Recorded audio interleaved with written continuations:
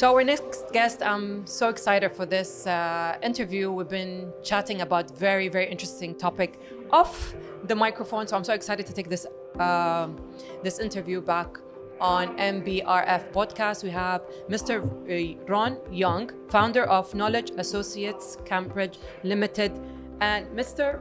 Ron, off the microphone, we were talking about the typical question when it comes to AI, the future of jobs, and a very interesting question that I think it's in a lot of listeners' mind when it comes to AI has been there since a long time. What's the buzz and all the hype about AI right now? Okay, well, I'll try to give you a brief answer. Yeah. Okay. I personally did a master's degree in artificial intelligence in the late 1980s, Wow. part-time, whilst I was running my software development company in Cambridge. And at that time, there were basically two areas of artificial intelligence.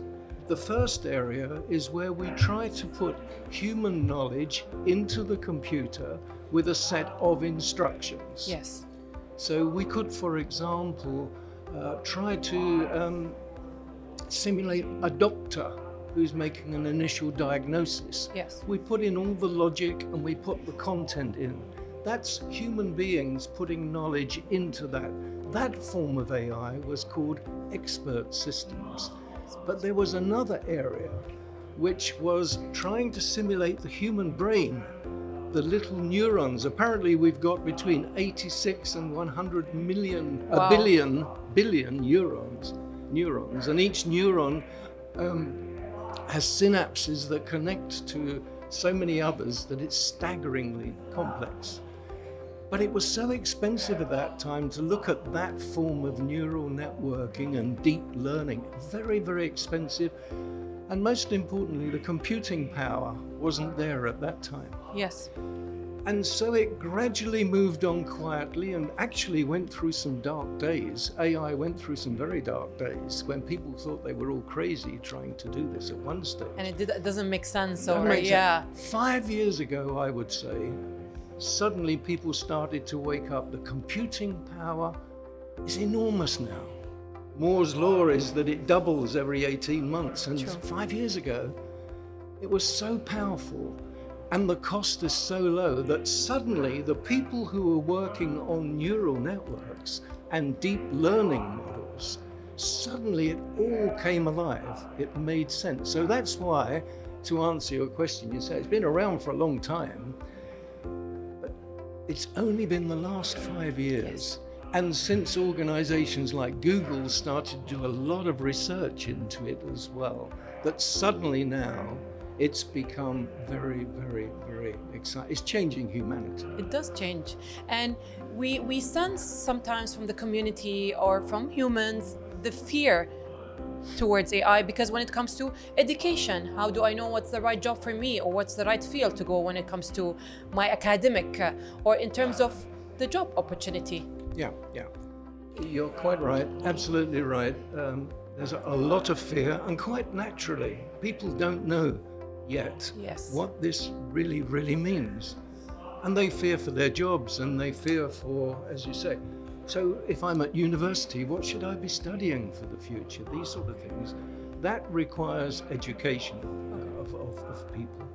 And I would say that's the key thing. If people say to me, what should we do next? I say, educate. Educate. Let people know where human beings have a real strength, where AI has a real strength, and how we can get the two to work together. At the moment, because people are fearful, they see it as competing with human jobs. And the one thing I will say about that is that throughout history, technology has always had an effect on job loss, but we've always had job creation, Yes. almost as fast. So it hasn't really been an issue. Today, I'm going to suggest to you that job loss for the next few years will be be very disruptive for knowledge workers. Yeah. AI can do the job for many things faster than before. And therefore, our big challenge as society is through our universities and through skilling people in employment to ensure that they actually are now developing the new skills that AI can't do, that humans can do better. So, Mr. Ron, since we're predicting that it may take over, especially when it comes to the human knowledge areas, then we can, as you mentioned, we can predict that or make it less challenging by educating and giving skills to employees or people in that field of the human knowledge. So is that going to make it less then, since we're predicting and we know and we give them the right skills and education? Do you mean, what do you mean exactly? So you mentioned something, you said it's people who are going to get affected with the AI, mostly people who are in the human knowledge field. Yep. By giving them, you mentioned by giving them, we can reduce that by giving them the right skills and the right education. And education, you mentioned a couple of times. So would that reduce the harm of maybe job loss and people are being...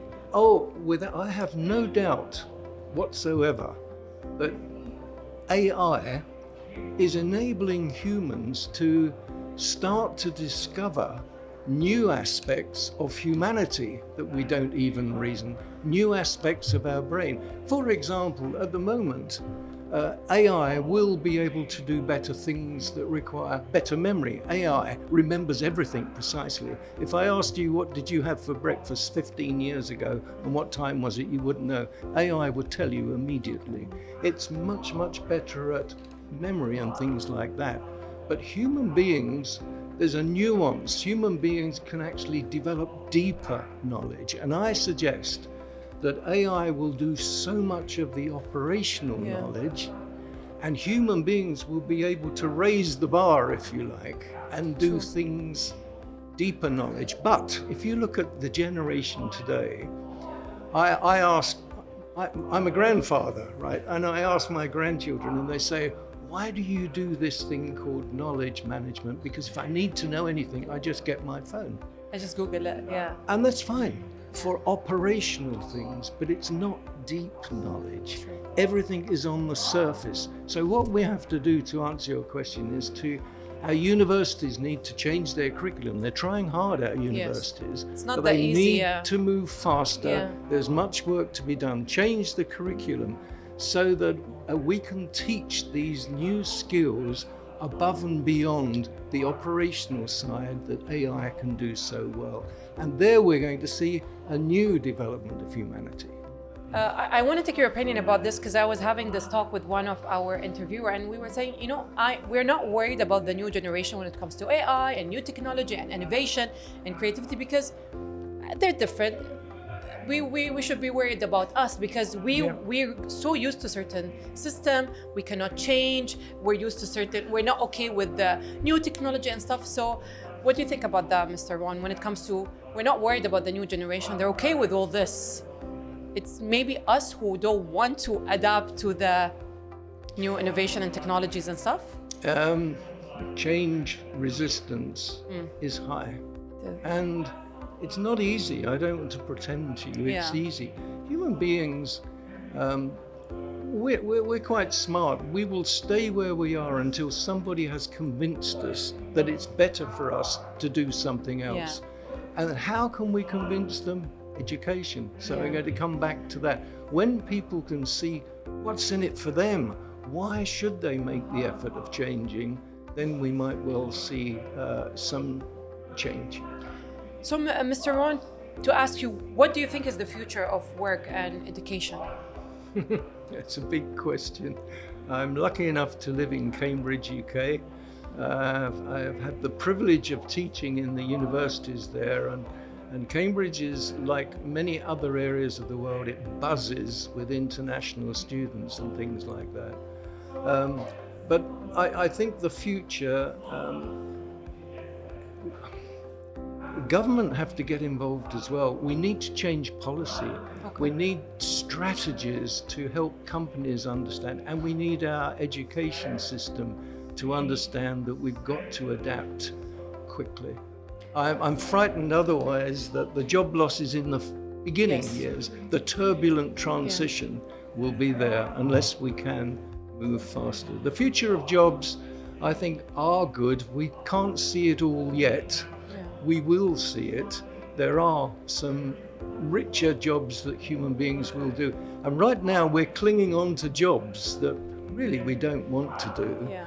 And if we had something we enjoy with better values, better purpose, deeper meaning and purpose, 100%. everybody will want to do that rather than the operational stuff. 100%. It's something you mentioned off mic before, where you said it's a change of a mindset in regards to jobs, because you're supposed to go and do this job for 20, 30 years, but now it's all about, I'll do what I love, let's create jobs, let's see what's there and I will do it.